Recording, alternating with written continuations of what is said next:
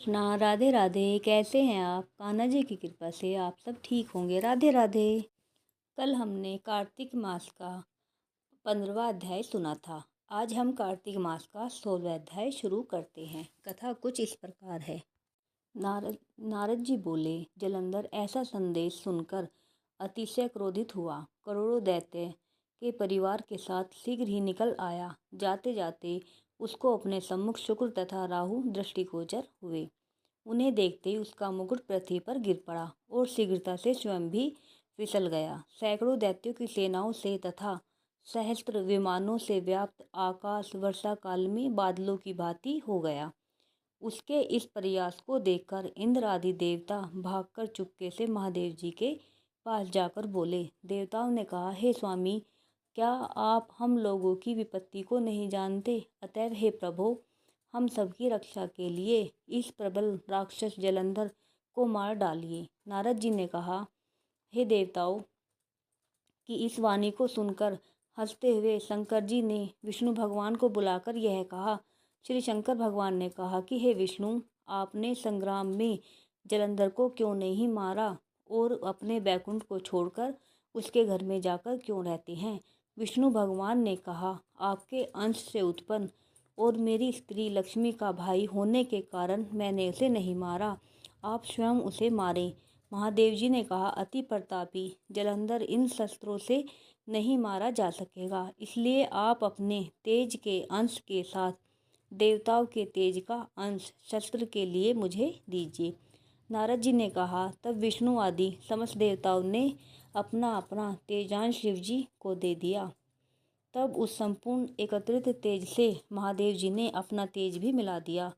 उस एक इकट्ठे तेज से शंकर जी ने देवित्यमान तथा भीषण एवं सुदर्शन चक्र नामक भयानक शस्त्र बनाया तथा जो तेज शेष रह गया उस तेज से इंद्र ने अपना ब्रज बनाया। तब तक करोड़ों हाथी घोड़े रथ और प्यादों से लैस होकर कैलाश पर्वत की तपस्या भूमि में जलंधर दिखाई पड़ा। उसे देखकर सब देवता जैसे चुपके से आए थे वैसे ही चुपचाप चले गए। शिव जी के गण उसी समय शीघ्रतापूर्वक संग्राम के लिए उगत हो गए। नंदी, गणेश तथा स्वामी कार्तिक आदि गण शिव जी की आज्ञानुसार कैलाश पर्वत के झटपट नीचे युद्ध के लिए उतर आए। कैलाश के समीप अमराई में महादेव जी के गण तथा अस्त्र शस्त्र से सुसज्जित दैत्यों में घमासान युद्ध होने लगा। योद्धाओं को प्रसन्न करने वाले भेरी मृदंग शंखों के शब्दों से तथा हाथी घोड़ों रथों के घोर शब्दों से व्याप्त होकर पृथ्वी कांप उठी। शक्ति, तोमर, बाण, मूसल, पास तथा पिटीसों के शब्द से व्याप्त आकाश मंडल अनंत उल्कापात से सुशोभित हो गया। भूमि पर मरे हुए हाथी तथा रथ के घोड़े इस प्रकार दिखाई दे रहे थे जैसे ब्रज द्वारा खंडित पर्वतों के शिखरों के टुकड़े भूमि पर पड़े शोभायमान हो।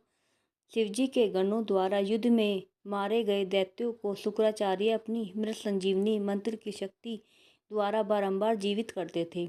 शुक्र का यह कृत्य देखकर व्याकुल तथा भयातुर गणों ने महादेव जी से सब वृतांत कह सुनाया। इसके पश्चात महादेव जी के मुख से ताड़ के वृक्षों के समान लंबी कंदरा के समान मुख वाली तथा स्तनों से वृक्षों से चकनाचूर कर देने वाली एक अति भयंकर कृत्या उत्पन्न हुई। वह भयंकर कृत्या युद्ध भूमि में आकर बड़े बड़े दैत्यों का भक्षण करती हुई शुक्राचार्य को अपनी योनि में रखकर आकाश में जाकर अदृश्य हो गई।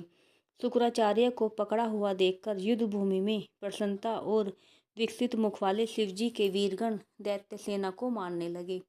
शिवगणों के भयानक आक्रमण से दैत्यों की सेना इस प्रकार तीतर बितर होने लगी जैसे वायु के वेग से तृण समूह इधर उधर उड़ने लगते हैं।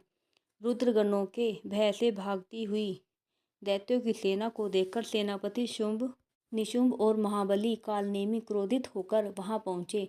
महान पराक्रमी इन तीनों ने वर्षा काल में मेघों के समान बाणों की वर्षा करते हुए शिवजी की बलवान उस गण सेना को रोक लिया। दैत्यों के बाणों ने टिड्डी दल के समान आकाश तथा दसों दिशाओं को रोक लिया। शिवजी के गण भय से कांपने लगे। सैकड़ों बाणों से विदीर्ण होने से रुधिर की धाराओं से व्याप्त बसंत में पलाश पुष्प के समान सुशोभित शिवगणों के अतिरिक्त वहाँ और कुछ भी नहीं दिखाई दे रहा था। कुछ स्वयं गिरते हुए, कुछ गिरने वाले, छिन्न भिन्न सब रुद्रगण संग्राम भूमि को छोड़कर भाग खड़े हुए। तत्पश्चात शैल, गणेश तथा स्वामी कार्तिकेय अपनी सेना को नष्ट हुई देखकर क्रोधित हो शीघ्र ही दैत्यों के रोकने में लग गए। राधे राधे।